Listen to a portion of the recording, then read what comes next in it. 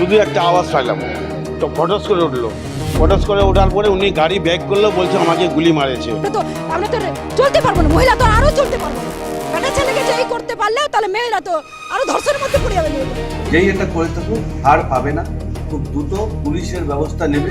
বাকি টিচারকে সেন্সারাল ডিউটি দিয়েছে কিন্তু বাবার দেয়নি, তো বাবা হেড স্কুলে যাওয়ার পথেই গুলি, প্রাণ গেল শিক্ষক নজরুল ইসলামের। মাদারীপুর সড়কে শিক্ষককে গুলি।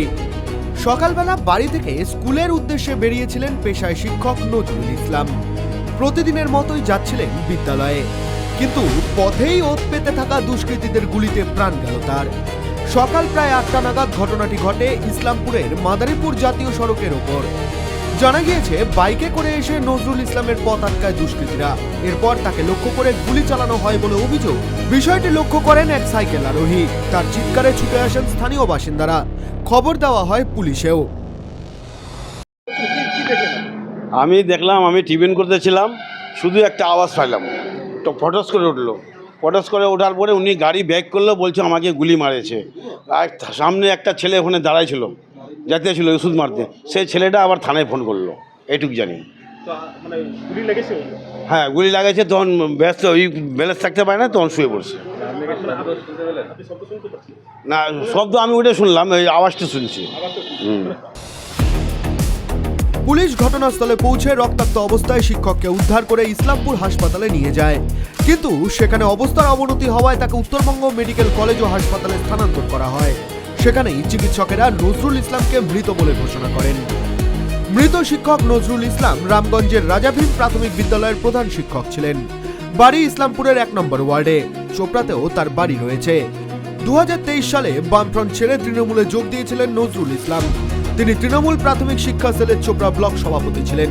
তবে এই খুনের নেপথ্যে কি কারণ তা এখনো স্পষ্ট নয়। অ্যাকচুয়ালি নজরুলদা, আমিও তো ওনার আর কি জুনিয়র, আর কি দাদার মতনই সম্মান করতাম ওনাকে। খুব ভালো ব্যক্তিত্ব ছিল। এইভাবে ওনার উপরে যে গুলি বর্ষণ হবে ভাবতেই পারছি না। আমিও স্কুলেই ছিলাম। স্কুলে যখন প্রথম শুনতে পারি যে নজরুলদার উপরে অ্যাটাক হয়েছে, কিন্তু ভাবতেই পারছি না কে এরকমই করলো। ওনার মতো শান্ত প্রকৃতির শিক্ষক চোপড়ার মুখে কিন্তু খুব কমই আছে। তো উনি কি মানে কি দায়িত্ব ছিল তৃণমূলের? উনি চোপড়া ব্লকের, এখন তো টিএমসি নেই, টিএমসির ব্লকের শিক্ষা সেলের দায়িত্বে ছিল, ব্লক প্রেসিডেন্টের দায়িত্বে ছিলেন। কে বা কারা চালালো গুলি? ধারের টাকা নিয়ে বিরোধ, নাকি পেছনে পুরনো কোনো শত্রুতা? নজরুল ইসলামের সহকর্মী ও এলাকাবাসীরা তার সুনাম করলেও তার স্ত্রীর দাবি তিনি অনেককে টাকা ধার দিতেন। স্থানীয় সূত্রের দাবি শনিবার সন্ধ্যায় টাকার লেনদেন নিয়ে দুপক্ষের বসার কথাও ছিল, কিন্তু তার আগেই গুলি করে খুন করা হলো শিক্ষককে। লেনদেন সংক্রান্ত কোনো বিরোধ থেকেই কি এই হামলা, তা খতিয়ে দেখছে পুলিশ।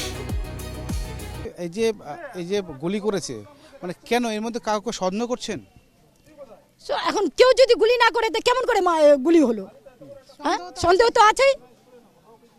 সন্দেহ ছাড়া তো আর কিছু হয়নি। এখন দিনে দুপুরে এরকম গুলি, এটা পুলিশ কি করলো? পুলিশ কি করলো? লোককে এখনো আসামিকে ধরতে পারলো না। মানে যার বাড়ি, ওনার বাড়িতে আমরা এসেছি, আমরা খবর পেয়েছি, এরপরে আমরা কিছু লিড পেয়েছি, ওই লিড উপরে কাজ করছি। বেশি এর থেকে বেশি আপাতত কিছু বলতে পারছি না। কি মনে হচ্ছে, কি কারণ স্যার এই খুনের পিছনে? এখন আমরা বলছি তো ইনভেস্টিগেশন চলছে আমাদের, সেটা এখন আমরা রিভিল করতে পারবো না। খুব ইনিশিয়াল স্টেজে ইনভেস্টিগেশন আছে, সেটা আমরা একটু এগোই, এরপরে আমরা তথ্যগুলো, এখন ইনভেস্টিগেশনটাই তো করছি এখন। ঠিক আছে, তথ্যগুলো জানি। বিজেপির তরফেও এই খুনের ঘটনায় দোষীদের দ্রুত গ্রেপ্তার করে কঠোর শাস্তির দাবি জানানো হয়েছে।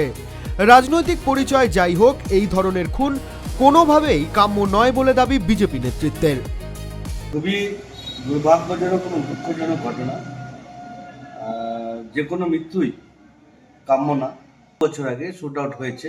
তো বিষয়টা হচ্ছে যে শুধু তৃণমূলের নেতারাই কেন, এখানে একটা সন্দেহ জাগে এবং প্রশাসনকে বলবো যে দ্রুত এর তদন্ত হওয়া উচিত এবং যে কালপিট, যে প্রকৃত শুটার বা যে খুন করেছে সেটাকে লোকসমাজে নিয়ে এসে এবং দৃষ্টান্তমূলক শাস্তি। ঘটনার পর থেকেই এলাকায় ছড়িয়েছে তীব্র চাঞ্চল্য। কারা এই হামলার সঙ্গে জড়িত, কি কারণে শিক্ষককে লক্ষ্য করে গুলি চালানো হলো এবং এর নেপথ্যে কোনো পুরনো বিরোধ রয়েছে কিনা, সব দিক খতিয়ে দেখে তদন্ত শুরু করেছে পুলিশ।